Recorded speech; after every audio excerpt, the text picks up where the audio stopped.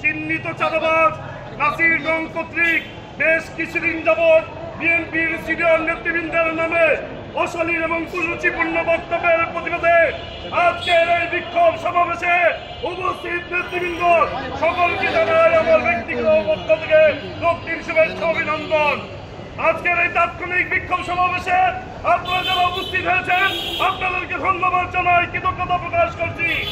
আমি এই নাসিরগঞ্জের উদ্দেশ্যে বলতে চাই, বেশ কিছুদিন যাবৎ কিন্তু বিএনপির সিনিয়র নেতৃবৃন্দের নামে অশালীন এবং কুরুচিপূর্ণ বক্তব্য রেখে গেছে। আমাদের নেতৃবৃন্দ কিন্তু আমাদেরকে ধৈর্য ধারণ করতে বলেছে, বিধায় আমরা করে ধৈর্য ধারণ করে আছি। আমাদের নেতৃবৃন্দ যদি ঘোষণা দেয় ঢাকার মাটিতে থাকার কোন সময় থাকবে না, ঢাকার মাটি থেকে তোমাদেরকে নিশ্চিন্ন করে দেওয়া হবে।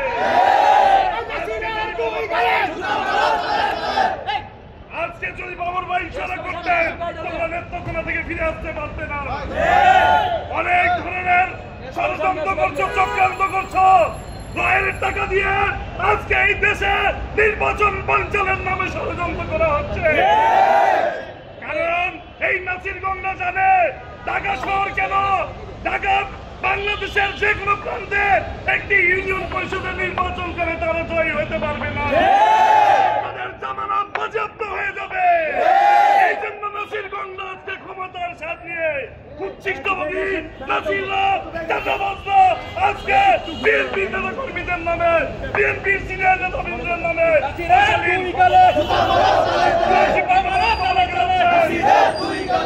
নাসিরগঞ্জের হুঁশিয়ার করে বলতে চাই, আর যদি বিএনপির কোন সিনিয়র নেতাদের নামে কোন ধরনের গুরুত্বপূর্ণ বক্তব্য রাখা হয় ঢাকার মাটিতে তোমাদের কোনো ঘোষণা করা হবে।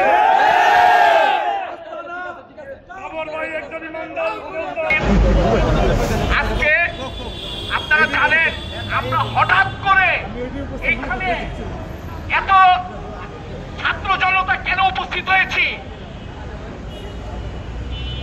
সাবেক স্বরাষ্ট্র প্রতিমন্ত্রী, সফল স্বরাষ্ট্র প্রতিমন্ত্রী দেশনায়ক তারেক রহমানের বিশ্বস্ত হাতিয়ার, আপনারা জানেন খুনি স্বৈরাচার হাসিনা সরকার তাকে দীর্ঘ 17টি বছর একটানা কারারুদ্ধ করে রেখেছিল।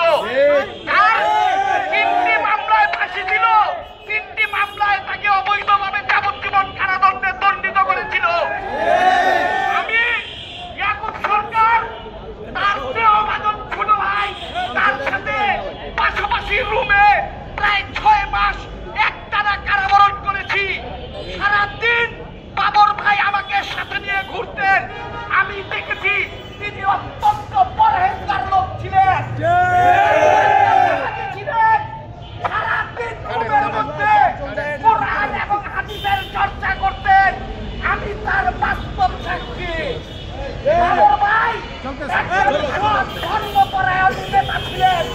কারাগারে আমরা যারা 17 বছর বিভিন্নভাবে গ্রেফতার হয়ে কারাবরণ করেছি, আমরা দেখেছি প্রতিটি নেতা কর্মীকে বাবর ভাই তার যথাসাধ্য করেছেন।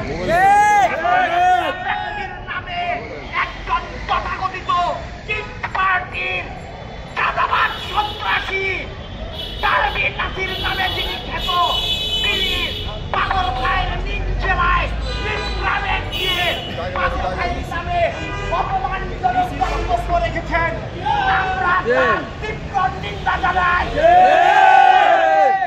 পার্টিকে বলে দিতে চাই, বাবর ভাই কেন বিএনপির কোন নেতা কর্মীদের দিয়ে অন্যায়ভাবে কোন বক্তব্য রাখা হলে আমরা কিন্তু তোমাদেরকে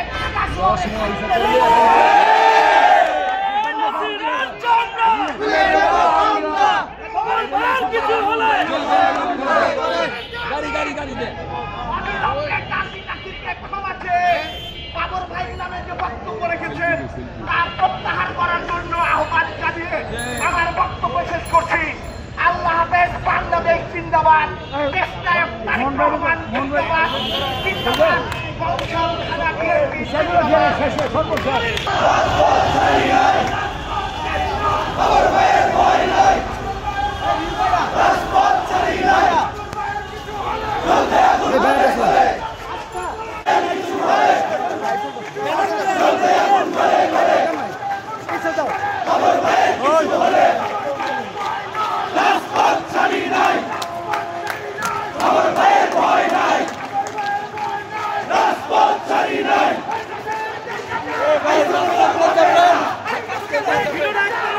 নেতা কাদের